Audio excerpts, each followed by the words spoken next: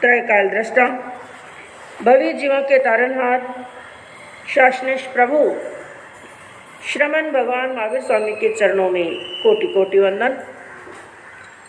दीन दुखियों के मसीहा, करुणा के सागर, परम पूज्य गुरुदेव श्रवण सूर्य मर्दर केसरी श्री मिश्री जी महाराज साहब के चरणों में कोटि कोटि वंदन। पाठ पर विराजमान परम श्रद्धेय, परम विदुषी, मधुर व्याख्यानी, सरल मना पूज्य गुरुनी जी महाराज साहब के चरणों में कोटि कोटि वंदन।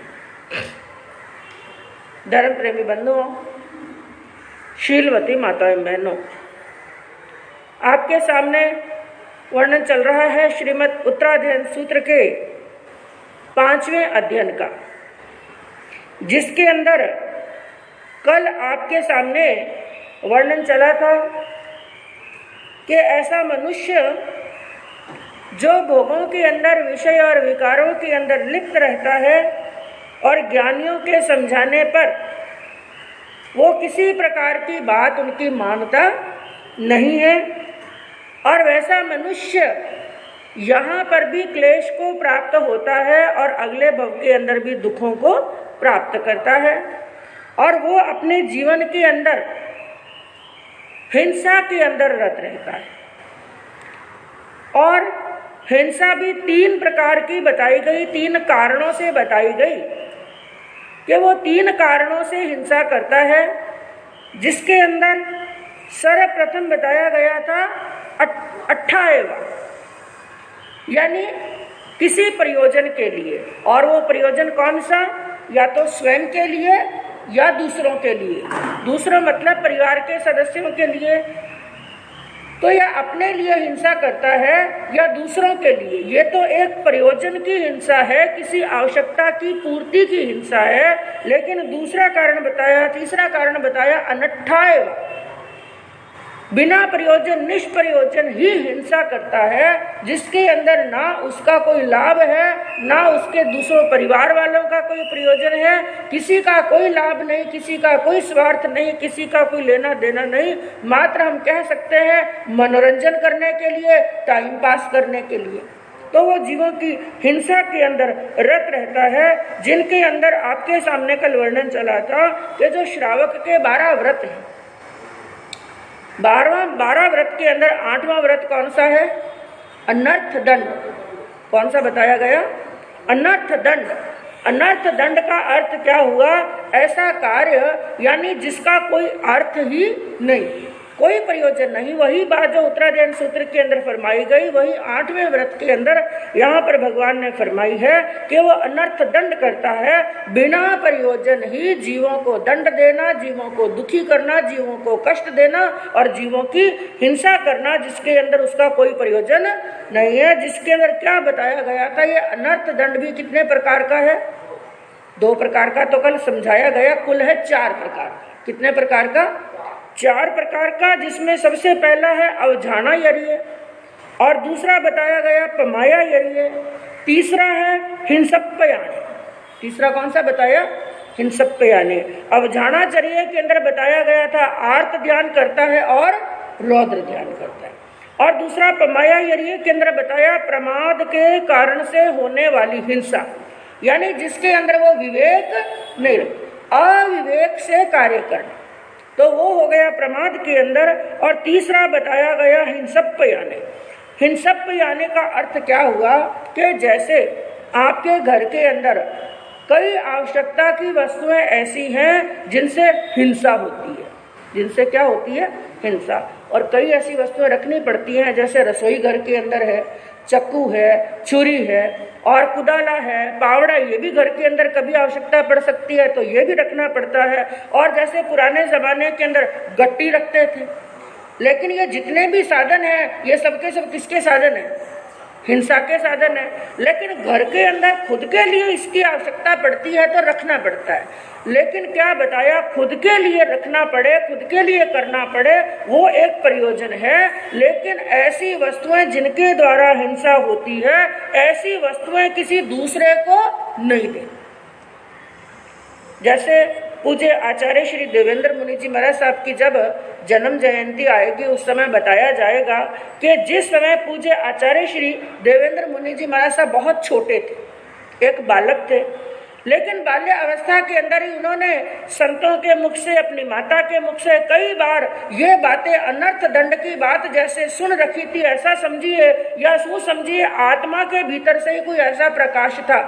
कहते हैं कि जब कोई पड़ोसन, कोई आजू बाजू वाला उनके घर से कोई ऐसी वस्तुएं मांगने के लिए आ जाता, उन्हें पता चल जाता कि ये चक्कू, छुरी आदि चीजें मांगने के लिए आए हैं, तो वो क्या करते, पहले छिपा देते और माता इधर उधर ढूंढती कहाँ रखी, और पता चलता बेटे ने छिपाई। तो पूछते क्यों छिपाया? उन्होंने क्या कहा, ये अपने घर की ये वस्तुएं लेकर के जाएंगे, इससे क्या करेंगे, छेदन और भेदन करेंगे, इससे हिंसा होगी। तो माँ ये पाप किसको लगेगा?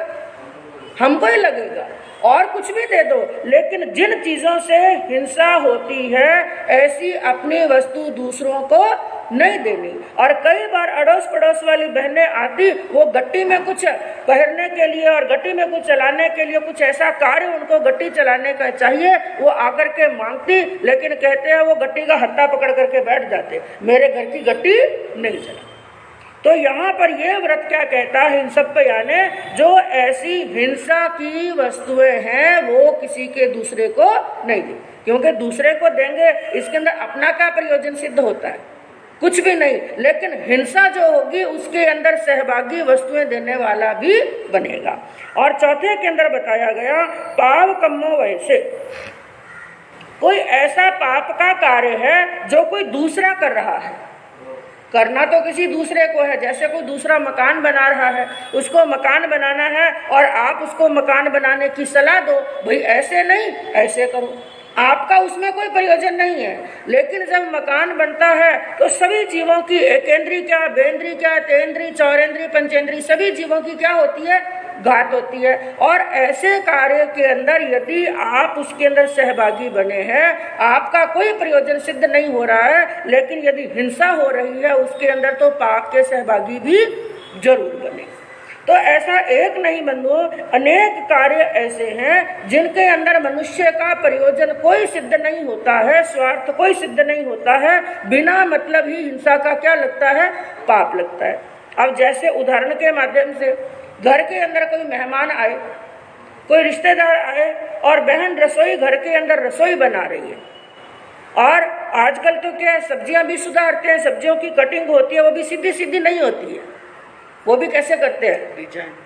बोलिए बहने, हाँ नींद नहीं लेनी है आज, डिजाइन में करते हैं कि नहीं करते? डिजाइन में करते हैं। और सलाद बनाते हैं, सलाद सुधारते हैं, काकड़ी टमाटर सुधारते हैं, वो भी कैसे सुधारते हैं, डिजाइन के अंदर। और ये करके मन में क्या होते हैं, प्रसन्न होते हैं कि नहीं होते हैं? मैं कहूँ काकड़ी को सीधी सुधारो कि डिजाइन में सुधारो, टेस्ट तो वो का वो ही आएगा और पेट वो का वो भरेगा। लेकिन डिजाइन के अंदर सुधार करके पहले तो खुद मन में प्रसन्न हुए, देखो मैंने कितनी जोरदार कलाकारी बताई, और फिर आए मेहमान और मेहमानों ने वो कलाकारी देखी, इसकी प्रशंसा किसने की, मेहमानों ने भी की।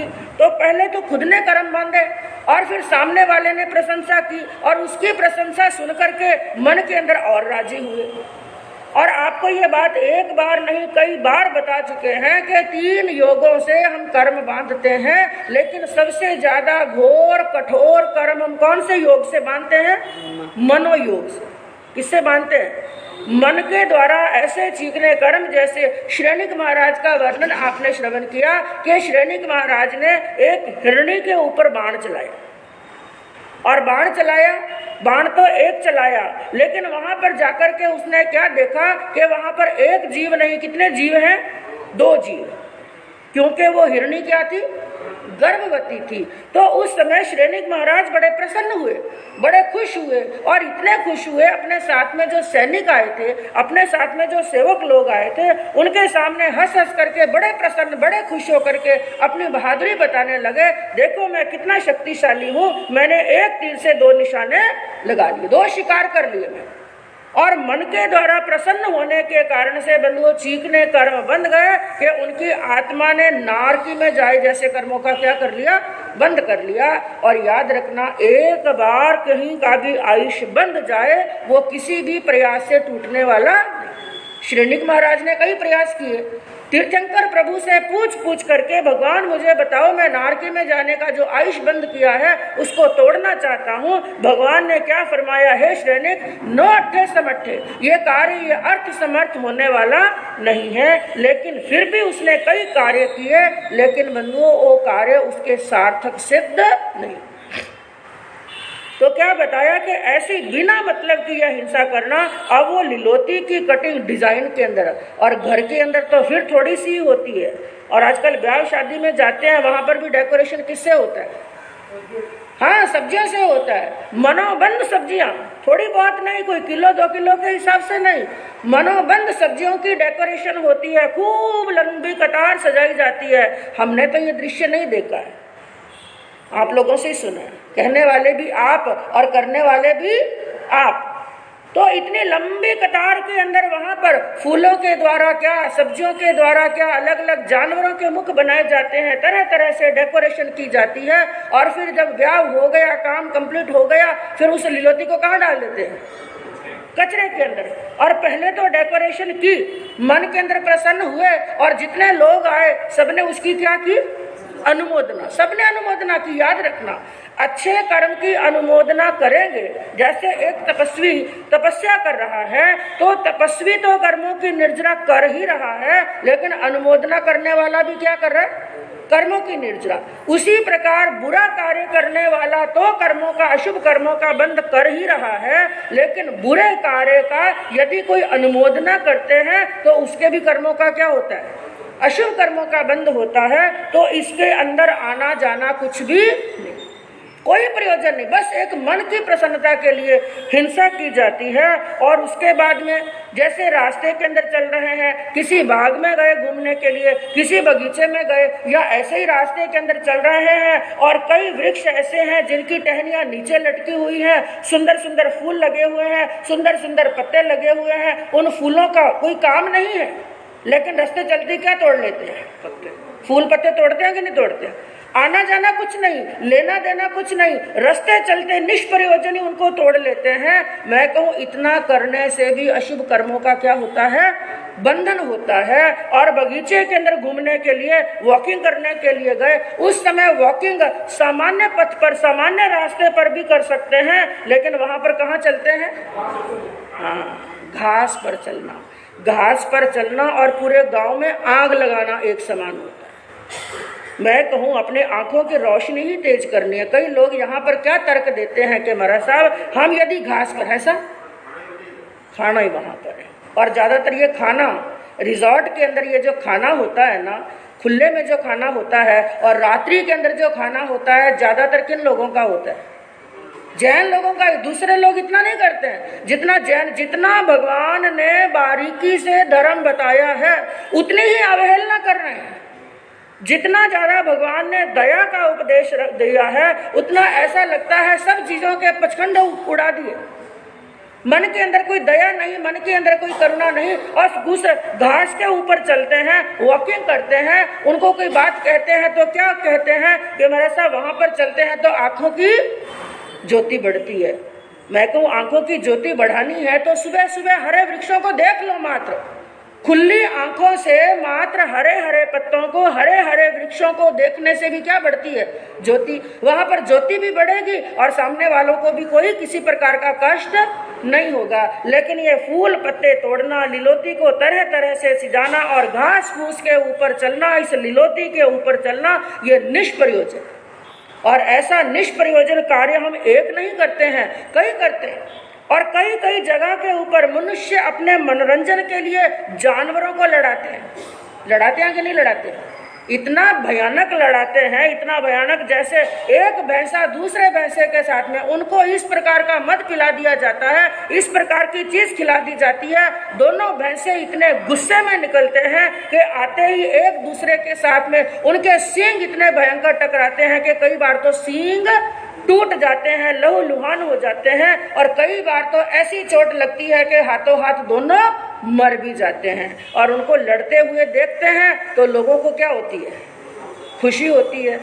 और ऐसे ऐसे खेल भी खेले जाते हैं कि ऊंटों के ऊपर नवजात शिशुओं को, छोटे छोटे 4-4, 2-2, 4, 6-6 महीने के बच्चों को, साल भर के बच्चों को उन ऊंटों के ऊपर बांध दिया जाता है। और अब ऊंट दौड़ते हैं, जितनी स्पीड से ऊंट दौड़ते हैं, वैसे के वैसे बच्चे चिल्लाते, रोते हैं, क्योंकि उनको क्या लग रहा है? डर लग रहा है। बहुत छोटे बच्चे हैं और इतने कमजोर शरीर वाले बच्चे हैं। ऊंट जितनी तेज दौड़ते हैं, और जैसे जैसे लोगों का शोर सुनते हैं ना, वैसे वैसे ऊंट क्या होते हैं? और तेज दौड़ते हैं। और ऊंट जितना तेज दौड़ते हैं उतना तेज बच्चा रोता है, बच्चा चिल्लाता है, और बच्चा रोता है और पब्लिक हंसती है। पब्लिक क्या होती है?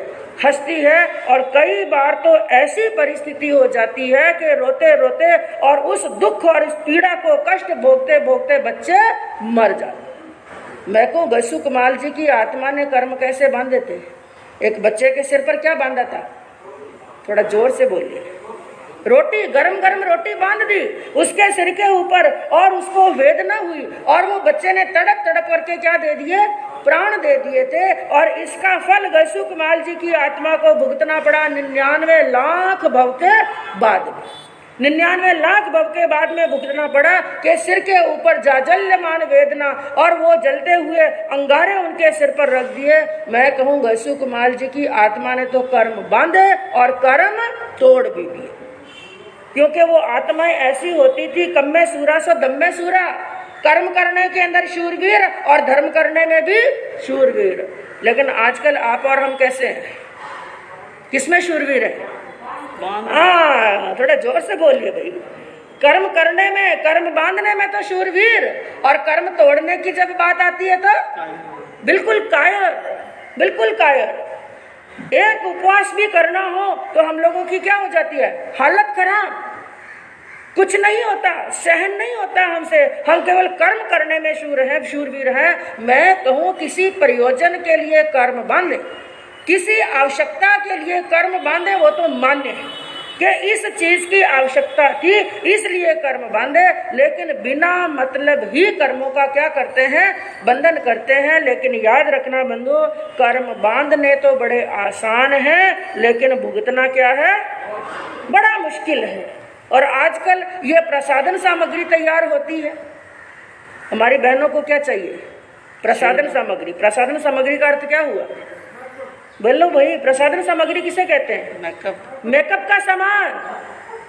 कौन सा सामान? मेकअप का सामान। और मेकअप का सामान भी आपको सामान्य कंपनी का नहीं चाहिए। हाँ, महंगा महंगा, अच्छी अच्छी ब्रांडेड कंपनियां चाहिए। और याद रखना, जितनी ज्यादा ब्रांडेड कंपनियों का ये सामान लेकर के आते हैं ना, ये लिपस्टिक लगाते हैं, ये पाउडर लगाते हैं, ये क्रीम, हमें तो मालूम ही नहीं है क्या क्या लगाते हैं। और बहनों की जाकर प्रसाधन सामग्री कई बार कई घरों में रुकने का कार्य पड़ता है, बाकी तो हमें मालूम नहीं। कई बार कई घरों में रुकने का कार्य पड़ता है तो जगह नहीं होती, किसी का बेडरूम खाली करते हैं, वहां पर रुकाते हैं, ऐसी आवश्यकता पड़ जाती है। उनकी जहाँ पर मेकअप रखने का जो सामान है, जो परफ्यूम रखे हुए हैं, मेकअप का सामान रखा हुआ है, उनकी प्रसाधन सामग्री जो सामने मात्र दिख रही है कांच के अंदर, अलमारी में बंद है वो तो हमें मालूम नहीं, जो कांच में सामने दिख रही है उसको ही देख करके दिमाग खराब हो जाता है। कौन सी हाथ पर लगाते हैं, कौन सी मुंह पर लगाते हैं, कौन सी सिर पर लगाते हैं, हमें तो यही मालूम नहीं। हाँ सा मालूम नहीं है। तरह तरह की प्रसाधन सामग्री पुनवानी है। इसके अंदर पुनवानी समझना चाहिए कि पाप का उदय समझना चाहिए। नहीं, एक तरफ पुनवानी है, मालूम को नहीं था पुनवानी। बहुत कृपा है भगवान की, गुरनी मैया की, जो उन्होंने ऐसा समझना चाहिए। मैं कह सकती हूँ गुरनी मैया की कृपा हमारे पंजाब में पधारे और कीचड़ में से निकाल करके, किसमें निकाला? ये संसार क्या है, कितना भी सुखी क्यों ना हो।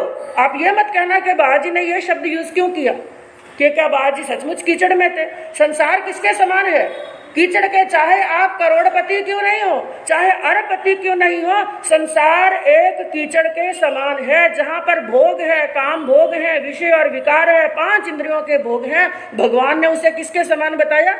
कीचड़ के समान बताया तो गुरुदेवों की कृपा हुई, उस कीचड़ से क्या निकल गए, बाहर निकल गए। तो मैं आपसे कह रही थी, आप एक लिपस्टिक भी लेकर के आते हैं ना, तो लिपस्टिक के अंदर भी क्या मिला हुआ है, थोड़ा बोलिए, सब जानते हैं, आप जानते सब हैं क्या मिला हुआ है, जानवरों का खून मिला हुआ है, जानवरों का खून मिला हुआ है। और तरह तरह की चीजें लगाते हैं, ना जाने कई चीजें ऐसी हैं, कई शैम्पू ऐसे बने हुए हैं, उन शैम्पू की क्वालिटी कैसी है, उसकी क्वालिटी को जानने के लिए जब पहली बार वो शैम्पू तैयार किया जाता है तो कई जानवरों की आंखों में डालकर देखा जाता है।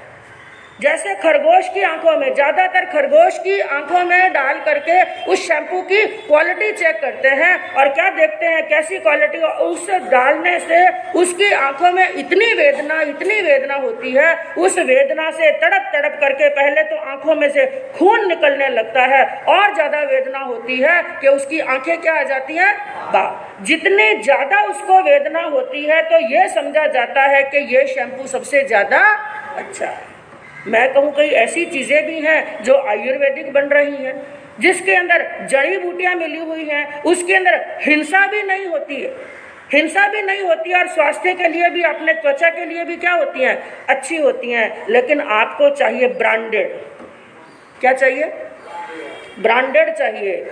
हाँ, वैसे आजकल ये चमड़ा वमड़ा तो जैन लोगों ने वापरना क्या कर दिया है, बंद कर दिया। बड़ी अच्छी बात है, बड़े बड़े संतों ने उपदेश दिया, उनकी शिक्षा लगी, एक तो सिल्क कम कर दिया, पूरा बंद नहीं कह सकते, हाँ, लेकिन 95% कह सकते हैं कि चमड़ा इस्तेमाल नहीं करते हैं और दूसरा सिल्क इस्तेमाल नहीं कर सकते हैं। लेकिन उसके बाद में भी कई चीजें ऐसी हैं जो पाप के रास्ते खोलती हैं, जिनके अंदर जीवों की हिंसा होती है। तो बंधुओं, मात्र मैं इतना ही कहना चाहती हूँ, जहां पर जिस कार्य के अंदर आपका कोई प्रयोजन सिद्ध ना हो रहा हो, कोई स्वार्थ सिद्ध ना हो रहा हो, उस हिंसा का क्या करना चाहिए, हाँ, त्याग कर देना चाहिए। अब किसी ने लिलोती की कटिंग की, तरह तरह से अंदर लिलोती सजाई, वो जाने, उसका काम जाने, कम से कम आप उसके अंदर भागी मत बनो, उसकी प्रशंसा मत करो। उसकी प्रशंसा करते हैं तो स्थिति वो होती है, डुब्बानम डूब्यान, करने वाला भी डूबता है और प्रशंसा करने वाला भी डूबता है। और ऐसे बंधते हैं निकाचित कर्म। कौन से कर्म बनते हैं, एक तो बनते हैं निकाचित कर्म और दूसरे बनते हैं सामुदायिक कर्म, यानी समूह के अंदर कर्म बांधे। सबने क्या बांधे, इस बात को समझना, एक साथ में कर्म बांधे। और दूसरी बात, ब्याह में जाते हैं, शादी में जाते हैं, इतने आइटम बनते हैं, कितने आइटम बनते हैं आजकल, ऐसा 100 आइटम, 150 आइटम, और ज्यादा पैसे वालों को तो हमने सुना 200 आइटम बनते हैं। और आप लोग क्या सोचते हो, आप ज्यादा आइटम बनाएंगे तो लोग आपकी प्रशंसा करेंगे क्या, ऐसा निंदा हमारे पास में आके करते हैं। आपके मुंह पे तो प्रशंसा करते हैं और हमारे पास में आकर के क्या करते हैं, काई बाजी, काई बताओ, इतो बिगाड़ो भी हो। मैं कहूँ, आप 200 आइटम बनाते हैं, आप कल्पना करो भगवान की वाणी के अनुसार यदि हम जाएं, भगवान ने आगमों में यह फरमाया, एक मनुष्य जो हष्ट पुष्ट है, शरीर के अंदर एक भी रोग नहीं है और 32 वर्ष का जोध जवान, उसके नख में भी रोग नहीं है और जोरदार भूख लगी और उस समय वो भोजन करने के लिए बैठे, ज्यादा से ज्यादा भोजन करे तो एक साथ में वो केवल 32 ग्रास ग्रहण कर सकता है। कितने, इससे ज्यादा नहीं कर सकता। और वो भी कौन सा, 32 वर्ष की उम्र, जो जवान है एकदम, शरीर के अंदर क्या नहीं है, रोग नहीं है, वो ज्यादा से ज्यादा 32 ग्रास ग्रहण कर सकता है। और आज की स्थिति के अंदर ऐसा कौन सा मनुष्य जिसके शरीर में रोग नहीं है। घर के अंदर जितने सदस्य उतने ही दवाइयों के क्या है, हाँ, ये मेडिकल वाले जानते हैं अच्छी तरह। हाँ, सब मेडिकल वाले भी यहीं पर बैठे, ऐसा वही बात कह रही हूँ मैं कहूँ, इतने आइटम बनेंगे, आप सोचो वो क्या खाएगा। और एक बात याद रखना, आप भोजन करने के लिए बैठो, घर के अंदर भी लगा लो, आपके सामने थाली सज करके आई, एक थाली ऐसी है जिसके अंदर 6-7 सब्जियां हैं, 5-6 नमकीन रख दिए, 5-6 मिठाइयाँ रख दी, फलका रख दिया। पहले तो 15 मिनट सोचने में लग जाते हैं क्या खाऊं क्या नहीं खाऊं। और इसकी जगह एक सब्जी दाल रोटी बनाई, सिंपल सा भोजन बनाया, आप डट करके भोजन करेंगे और तृप्ति आएगी। अनुभव है कि नहीं? है। कई बार हमारा भी है, क्योंकि कई बार क्या होता है, दूर जाते हैं, कई दिनों के बाद में जाते हैं, वहां पर 10 घर है, 15 घर है। अब 2 ठाणे की गोचरी हम 15 घरों से लाएं, बोलो क्या करेंगे? ऐसा शामरा भी लाए ने कितना लावा मानी हूँ, बोलो। तो फिर इतनी सी सब्जी वहां से ली, इतनी सी सब्जी वहां से ली, 5-6 तरह की सब्जी थोड़ी थोड़ी सही हमारे पात्रे में आ गई। जिस दिन हमारे एक सब्जी रोटी आती है ना, पेट भर करके आराम से भोजन करते हैं, और जिस दिन 6-6 सब्जियां आ जाती है ना, पेट भी भरता नहीं है और गोचरी बच जाती है, शाम को ठंडी खानी पड़ती है। ये हमारे रोज का अनुभव है। उसी प्रकार सिंपल सा भोजन दाल रोटी खाओ और प्रभु जी का गुण। वहां पर 150 आइटम, 200 आइटम, इतनी सारी स्टॉल, वहां पर घूमते घूमते 2 किलोमीटर की वॉकिंग हो जाती है। और फिर इतना कुछ करने के बाद में भी जब वो लोग घर पर आते हैं, वापस हमारे पास में पहुंचते हैं, तो वो क्या कहते हैं, बाजी अन्न की इतनी वेस्टेज हुई, इतना कुछ बनाया, वहां पर हमने कुछ नहीं खाया। घरे आए ने ठंडी रोटी अचार खाई, या श्रीमती जी ने क्यों थोड़ा सा उपमा बना करके दे दो, करते हैं कि नहीं? ठंडी रोटी अचार खाई या थोड़ा गर्मा गर्म उपमा खाया, चाय का कप कॉफी का कप पिया, तब जाकर के आराम से क्या ली, नींद ली। वहां पर थाली कितने कितने रुपए की है? थोड़ा जोर से बोलिए। 3-3 हजार, 4-4 हजार, 5-5 हजार की थाली। और एक चीज टेस्ट की, यहाँ से एक थाली ली, थोड़ा आगे गए, फिर दूसरी थाली ली, फिर तीसरी थाली ली। एक जना 3-3, 4-4 थालियां बिगाड़ देता है। उस समय क्या सोचते हैं, ये किसके बाप का जा रहा है? मेरे बाप का तो नहीं जा रहा है, सामने वाले का है, मेरे पैसे थोड़ी ना लग रहे हैं। हाँ, ये बात जरूर है, पैसा सामने वाले का खर्च हुआ, लेकिन वेस्ट करने पर कर्म कौन बांध रहा है? भुगतने हमें ही पड़ेंगे। उसके बाद में थालियों में बचा हुआ भोजन, जो भोजन वेस्टेज होता है, हमने ये केवल आपके शादी ब्याह की बात ही नहीं कर रहे हैं, कई बार गौतम प्रसादी की स्थिति के अंदर भी हमने ऐसा देखा। ज्यादातर तो देखने को नहीं मिलता, यदि जैन भवन के अंदर, जैसे यहाँ पर आपके, यहाँ पर हमें देखने को वैसे मिला नहीं, लेकिन कई ऐसे स्थान होते हैं जहाँ ऊपर हमारा रहना है, नीचे भोजन चल रहा है, वहीं पर बर्तन रखे हुए हैं, वहीं पर देखते हैं इतना इतना भोजन बचा हुआ होता है, जूठा छोड़ करके चले जाते हैं। ऐसी कैसे प्लेटें सजी हुई हैं और छोड़ करके चले गए। और आपको मालूम है आपके जाने के बाद में उस भोजन का क्या होता है? कभी फिर कर देखना उस स्थिति को। हम एक बार शीशा भवन में रुके हुए थे, वहां पर कोई फंक्शन हुआ, फंक्शन होने के बाद में भोजन बचा होगा, हमें कुछ मालूम नहीं, लेकिन हमने तो क्या देखा, वहां पर सामने दीवार के पास में ब्लैक कलर के बड़े बड़े कवर हैं, जो इतने सारे कवरों की वहां पर कवर खूब सारा ढेर लगे, कम से कम 60-70 कवर होंगे। धीरे धीरे वो फूल रहे हैं। सप्ताह भर निकल गया, क्योंकि कचरा लेने वाला आएगा तभी तो देंगे, और ऐसा कचरा लेने वाले को तो एक्स्ट्रा पैसे भी चाहिए। पहली बात तो जल्दी जल्दी ले जाते नहीं, और 500 का नोट रखो तब वो लेकर के जाएंगे। तो सप्ताह भर हो गया, वहां पर इतने सारे कवर धीरे धीरे फूल रहे, हम समझे नहीं। तो एक बार वहां के वॉचमैन से पूछा, भाई ये सामने क्या है, कचरा रखा हुआ है क्या? हाँ बाजी कचरा है, लेकिन ये जिमन हुआ ना 7 दिन पहले, उनका बचा हुआ भोजन इसमें डाला हुआ है। और वो उन कवर की सभी की ऐसी स्थिति हो गई थी कि अब वो फूटने वाले, क्योंकि धीरे धीरे भोजन में क्या बनेगी, गैस बनेगी। गैस बनेगी, इसका मतलब उसके अंदर क्या उत्पन्न हो गए, कीड़े, जीव उत्पन्न हो गए, लटें उत्पन्न हो गई। उसके अंदर सबका झूठा डाला हुआ भोजन है, तो सबके कर्म क्या बंध गए, एक साथ में। सामुदानिक कर्म इसको बोलते हैं। और जब सामुदानिक कर्म एक साथ में हम कर्म बांधते हैं, जैसे थोड़े दिन पहले आपने सुना कि वो फ्लाइट, हाँ प्लेन क्रैश हुआ ना, प्लेन क्रैश हुआ, एक साथ में इतने जीव मरे। और कहीं पर जैसे अमेरिका के अंदर वहां पर जंगल में आग लगी, कितने जानवर एक साथ में मिले।